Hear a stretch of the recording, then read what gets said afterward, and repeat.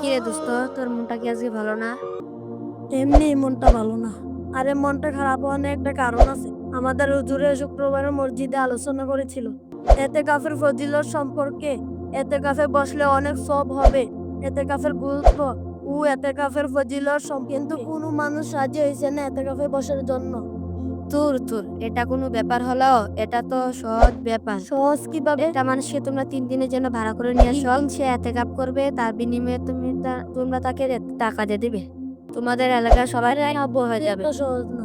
টাকা দিয়ে এতেকাফ করলে হবে না, আবার 3 দিন এতেকাফ করলে হবে না, 1 সপ্তাহ করলেও হবে না, এতেকাফ করতে হবে 10 দিন এবং টাকা ছাড়া এতেকাফ করতে হবে, তাহলে এতেকাফ হবে।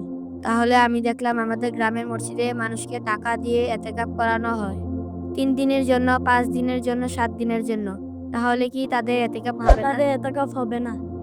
টাকা দিয়ে এতেকাফ করলে এতেকাফ হয় না। তাহলে এখন থেকে আমি টাকা দিয়ে এতেকাফ করাতে নিষেধ করে দেব। আর সবাইকে বলবো রমজানের শেষ 10 দিন টাকা ছাড়া আল্লাহ তাআলার খুশির জন্য বসতে।